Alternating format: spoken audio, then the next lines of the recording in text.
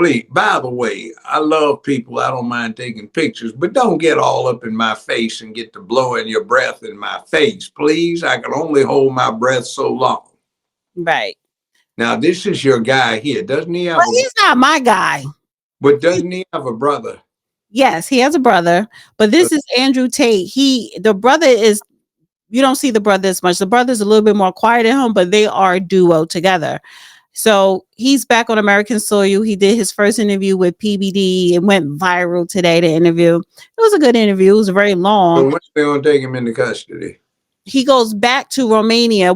He goes back. He was found, I think, not guilty, but he goes back to Romania in March. I know about Romania. Also, there might be a few little problems here in the United States. So when are they going to take him into custody here? I didn't hear about that. Oh, anyway, we'll see.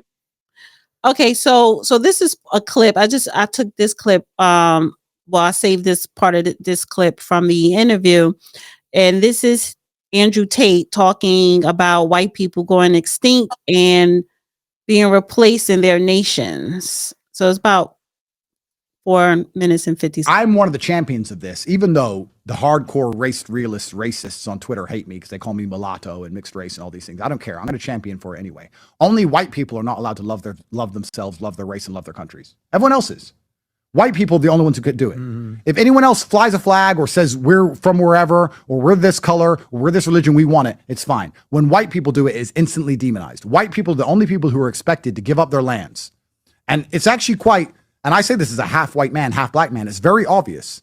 It's very obvious for me to see. And the European countries, you could argue that America was founded multiracially. You could argue that. But the British people are a type of people. They're an ethnicity. They're a type of people from one place and one part of the earth. And once they lose it, they have nowhere else to go. That's all they have. And they're being replaced in real time. And their leader, Keir Starmer, is letting it happen. And if you talk about it, you go to jail. All of this is happening right now. And unless the men do something and replace him with somebody who cares, they're going to be replaced. That's the bottom line of it. I can then argue, I can move on to the point that, we all get what we deserve in this life and that the strong destroy the weak. We could argue that point. I could sit here and say, well, white people, if you get replaced, you deserve it because you didn't do anything about it. I could make that argument, but that doesn't mean it's not happening. White people are being replaced in their host nations. That's obvious for me to see. I don't think anyone can argue against that point. People try. But people that's also a fair argument, though. No, it's a very fair argument, but that upsets people. Or they deny it's happening. But it is happening. White people are going extinct. Yep. You are going extinct. And then when you tell people this, they have lots of different answers to it. But nationalism is feared when white people band together.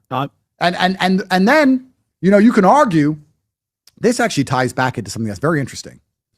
The reason they fear nationalism when white people get banded together is because they apply it to World War II. They say, well, white nationalists do what Hitler did because he was a white nationalist. So they say that when white people get together and they're nationalistic, it's like the Nazis. When other people get together and they're nationalistic, it's not. Is this actually true? Is this the largest psyop in history? I mean, World War II has had such a profound effect on our culture up until this point now. World War II is the basis for all good and bad in the entire world. If I say to you, name the worst person in history, you'll probably say Hitler. You won't say Stalin, who killed more because he was on our team. Or Mao. Or Mao, who killed more. Now, I'm not sitting here sticking up for Hitler. I'm just saying that World War II has shaped the modern world. And they use it as an emotional trigger to prevent white people from sticking up for themselves. Guess what I saw in the car on the way here? A terror attack in Germany. A car attack. You see it? Yep, this morning. A Muslim ran over a bunch of white people in Germany this morning. But the white people in Germany can't band together to fight against it because then they are what? Racist. Nazis. Yep. Nazis. Yep, for sure. So they use World War II. Let me ask you guys a question.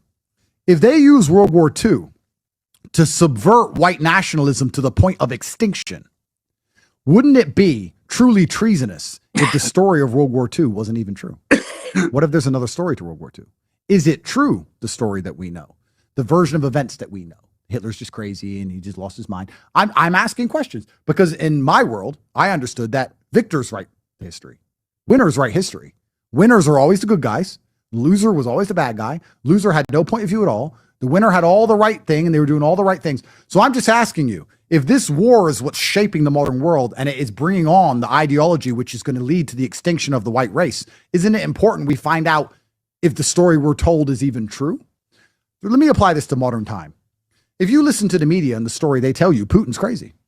Putin's nuts. And he's lost his mind. And he has no point of view at all. And he has no reason to invade Ukraine. There's no possible reason. If you research, you'll understand he actually has a pretty good argument. I'm not saying he's perfect. I'm saying that he has his beliefs. We have our beliefs. Some right, some wrong. There's no such thing as black and white. There are different varying shades of gray in every single conflict. But the Hitler story, the World War II story, is black-white. Because that's how the winners want to write it. And that's how it always goes when the war is over. And the story of Russia-Ukraine is black-white. Ukraine's innocent, we're innocent, Russia's nuts. But if you actually analyze things and understand them really, you'll see it's not that way. So this is a very interesting thought experiment. And that's what I'm doing before the media attacks me. I'm not advocating for anything. I'm not saying anything. This is a thought experiment. If one particular ideology is shaping society to the point where an entire race will go extinct, shouldn't we understand that period of history intimately? Yes or no? I would argue yes. And if that's the case, perhaps when we understand it better, perhaps white people might save themselves. Perhaps. So what are your thoughts on that? He sounds like a younger Larry Elders. I mean, he's got some points. So, I mean, it is what it is. I've been on that show too. I know. See, my autograph is just to his, well, anyway, never mind. That only applies to white people. And I'm one of the champions of this, even though the hardcore racists on Twitter hate me because they call me mulatto and mixed. You are going. Yeah, that's the same thing. So what are your thoughts about him saying white people are being replaced? Well, that's a popular position by some white people right now. And it's a fond hope by some of the so-called woke black folks. So, it depends on where in the world you are when you want to espouse that. And the other thing is, there is a thing out there that the world reached its maximum rate of repopulation some years ago, and it's on a downhill trend. And in 10,000 years, humans will be extinct because there won't be any humans. Male sperm counts are down all over the world for some unknown reason. And the birth rates are dropping. So that's part of that dialogue that goes in there. So why are the birth rates dropping? Well, here's the thing though, because, is this a case of, when they say a white people population decreasing, well, is this a case of chickens coming home to roost? Because how many populations how many other populations of different ethnicities or cultures or races did the white population exterminate? Well, the point is, we have no large-scale control mechanisms but disease. And we're getting a handle on that slowly, ever accelerating fashion, but surely. And the only other population we have is basically we go to war and we kill ourselves off on a regular basis and knock down the population. Some people don't get it because they aren't aware of it. But when I left Los Angeles 50-some years ago, they had 1.5 million population. Now, what do they have? 13.8 million people in LA County. And the differences are very noticeable. If you've been through where you had elbow room, you can move around and about without bumping into somebody, without everything being hyper crowded. Mm-hmm. And we're getting to the point where the ability of the planet to carry population is getting taxed. Now, somewhere along the line, we're going to have 10 billion people inside of a few decades. And 10 billion people is a lot of organisms when they're the size of humans. There is nothing else on the planet our size that is that numerous. And we are at the carrying capacity. Of course, we've got science and technology, but we also have sacred cows. Sacred cow is you've got land to grow vegetable protein and food on it, but you don't because you want to feed cows and they need the pasture land. But nobody can eat the cows because they're sacred. So you starve so you can raise cows that you can pray to, so you can starve a little bit more, and you put yourself in the situation because there's all that tasty. Where are we going with the cows? Was they? Where are we going with this story? I'm talking about it's a sacred cow thing. In other words, we may have the science and technology to do something, but because of our belief systems, we can't do it. Like India has all of this arable land to grow legumes. Wait, one second. Are you going to correlate that with white people going extinct? Yeah, in other words, right now, some people say we don't have enough people. We need more. So white people aren't reproducing. Their numbers are dropping. Well, China went through trying to eliminate 300 million to 500 million people over a 30-year period, and they succeeded because they were too crowded. So maybe white people are doing something smart, which is we have too many people. So we need to cut back. He's saying that white people are being extinct. They're not going extinct because the problem is what is a white person? If you DNA'd most Anglo-Americans, you'd find they had on average about 18 to 20% black genetics from Africa. So here's the thing, they're not going extinct. So his analogy or his theory is off and incorrect. However, are white people losing power? So maybe that may be, but here's the thing.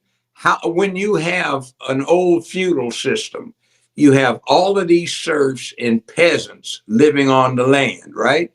But they belonged to the land, and there were a few lords, men at arms, barons, dukes, earls, kings, etc., princes, and they had men at arms, and they were armed up real well, and a very few people ran the many. So the point is even if your numbers drop down small, what is your power and authority? Are you handling and managing the economy? Are you managing and handling the manufacturing? Do you have the knowledge and the wherewithal? Do you know the magic books that are contained in physics formulas? Do you know how to do that? Can you work that? Well, black people, brown people, yellow people, red people can, but when you've got a bunch in between that don't bother with it, the people that know how to manifest power run. You don't need a whole lot of them. You see? In other words, we look at South Africa until they got rid of apartheid. 90% of the South African army that was holding the whole country in a condition of apartheid slavery, 90% of the troops were black, and they were holding themselves in this condition. See, a lot of times India's got all this land to grow crops, but it doesn't because it feeds cows because the cows are sacred. Well, I want to play this last clip of Andrew Tate. This is only 1 minute and 30 seconds, and he's talking about world leaders bending the knee to Donald Trump. President Donald Trump. In public, they stand up. Canada will never be the 51st state. We're proud Canadians. We're going to fight against them. Da-da-da. Next day, Trump takes the tariffs off. Why? Is it because of the little stupid speech you made on Canadian TV that no one watches? Or is it because you called Trump and said, "Hi, Mr. Trump, what would you want me to do, Mr. Trump? Okay, I'll fix it, Mr. Trump. I'll fix the border, Mr. Trump. Sorry, Mr. Trump." Billionaires can lie. That's what they do. They stand up and say one thing and they secretly do another. That's our politics as a whole, all in Europe, all these countries. Every single time you see a leader talk bad about Trump, if they're not currently getting wrecked, I guarantee you in private, they're licking his ass. Would you? Every single one of them. Guaranteed. Any one of them who's talking bad about Trump in public and in private, and they know it. So they just want to be the tough guy on TV. And the second the phone call's private, like Keir, he's like, "I like Keir. Keir's all right. He's liberal, but he's all right. I like his vision." Of course you do. He signed the contract. Of course you bent over. Of course you do. What's Kier going to do to Trump? Sit there and what? What's he going to say? No?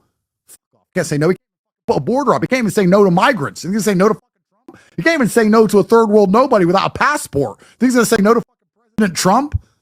No. Trump has every single one of these clowns exactly where they belong. All of them. All of them. And Zelensky made a huge mistake listening to clowns, which are not only incapable of keeping him safe, but are going to instantly reverse and renege on their obligations when feelings and sentiments change. All of them. So I don't know what to do. In public, they So many F-bombs. What he's doing, he's working on trying to be the spokesman for the new crowd of enlightened black who is not enthralled to the Democratic Party.